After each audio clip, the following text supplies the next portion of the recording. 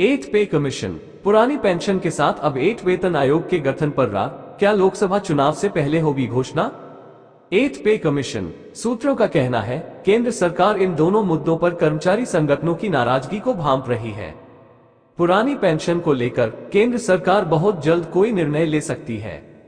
हालांकि इस मुद्दे पर वित्त मंत्रालय की जो कमेटी गठित की गई है उसमें एनपीएस सुधार की बात कही गई है। केंद्र सरकार में पुरानी पेंशन बहाली के साथ साथ अब 8वें वेतन आयोग के गठन को लेकर भी रार मच गई है।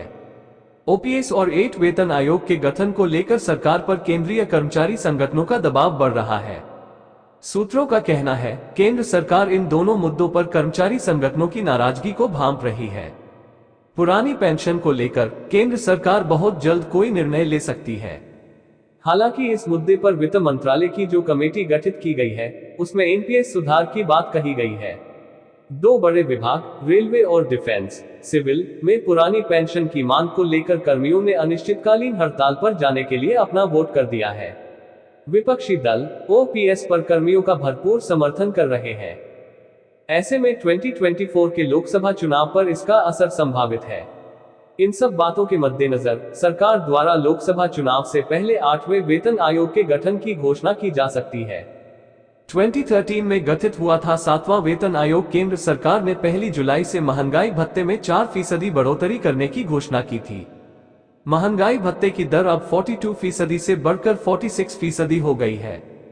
पिछले कई वर्षों से केंद्रीय कर्मियों के डीए में 4% की बढ़ोतरी होती रही है। अगले साल जनवरी में भी डीए की दरों में 4 से 5% तक की वृद्धि हो सकती है। अगर ऐसा होता है तो कर्मियों की सैलरी रिवाइज होगी। कई तरह के भत्तों में भी 25% तक की बढ़ोतरी हो जाएगी। केंद्र सरकार को 8वें वेतन आयोग का गठन करना होगा। 7वें वेतन आयोग ने सिफारिश की थी कि केंद्र में पे रिवाइज हर 10 साल में ही हो, यह जरूरी नहीं है। इस अवधि का इंतजार करने की आवश्यकता नहीं है, ये पीरियोडिकल भी हो सकता है। हालांकि वेतन आयोग ने इसकी कोई स्पष्ट परिभाषा नहीं दी है कि कब और कितने समय बाद वेतन आयोग गठित होना चाहिए। केंद्रीय कर्मियों को उम्मीद है कि अगले साल जनवरी में उनके डीए की दर 51% तक पहुंच सकती है। अगर ऐसा होता है तो सरकार को 8 पे कमीशन गठित करना होगा। 7वां वेतन आयोग 2013 में गठित हुआ था, जबकि इसकी सिफारिशें 2016 में लागू हुई थी। डीए 50% होने का मिलेगा ये फायदा केंद्र सरकार के 1 करोड़ से अधिक कर्मचारियों और पेंशनरों को 1 जुलाई से 4% डीए वृद्धि की सौगात मिली है। राष्ट्रीय परिषद जेसीएम स्टाफ साइट की बैठक में ओपीएस का मुद्दा रखने वाले अखिल भारतीय रक्षा कर्मचारी महासंघ एआईडीएफ के महासचिव सी श्रीकुमार का कहना है कि अब कर्मियों के डीए की दर 46% पर पहुंच गई है। इसके बाद जनवरी 2024 में महंगाई भत्ते में जब 4 या 5% की बढ़ोतरी होगी तो वह आंकड़ा 50% या उसके पार हो जाएगा। तब केंद्र सरकार को 8 वेतन आयोग का गठन करना पड़ेगा। कर्मियों की मांग में ओपीएस के अलावा वेतन आयोग का गठन, ये भी एक बड़ा मुद्दा है।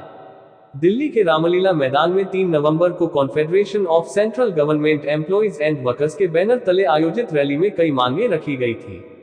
इनमें ओपीएस बहाली के अलावा रिक्त पदों को नियमित भर्ती के जरिए भरना, निजीकरण पर रोक, 8वें वेतन आयोग का गठन और कोरोना काल में रोके गए 18 महीने के डीए का एरियर जारी करना आदि शामिल थी। ओपीएस पर मिला भारतीय मजदूर संघ का समर्थन। सरकारी कर्मचारी राष्ट्रीय परिसंघ जीएनसी से जुड़े अनेक केंद्रीय एवं राज्यों के कर्मचारी संगठनों ने पुरानी पेंशन योजना ओपीएस की बहाली को लेकर पिछले सप्ताह नई दिल्ली में प्रदर्शन किया था।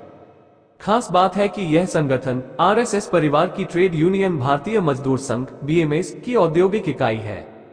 प्रदर्शन के बाद कर्मचारियों के एक प्रतिनिधिमंडल ने केंद्रीय वित्त मंत्री निर्मला सीतारमण से मुलाकात कर उन्हें ज्ञापन सौंपा था। कर्मचारियों का कहना था कि एनपीएस को लेकर श्रमिकों में असंतोष और नाराजगी है। बीएमएस महासचिव रविंद्र हिमते और जीएनईसी महासचिव साधु सिंह ने कहा, बीएमएस ने शुरू से ही एनपीएस का विरोध किया है। एनपीएस एक गैर गारंटी वाली बाजार आधारित अंशदायी पेंशन योजना है। इसे खत्म कर पुरानी पेंशन योजना को बहाल किया जाए। पिछले कुछ वर्षों में कई राज्य सरकारों ने एनपीएस को समाप्त कर ओपीएस को वापस ला दिया है। अपने ज्ञापन में कर्मचारियों ने अंतिम मूल वेतन के न्यूनतम 50% की गारंटीकृत पेंशन की बहाली, मूल्य तटस्थता के लिए महंगाई राहत का प्रावधान और बाद के केंद्रीय वेतन आयोग सीपीसी की सिफारिशों के अनुरूप पेंशन को संशोधित करने की प्रतिबद्धता जैसी मांगों को शामिल किया है।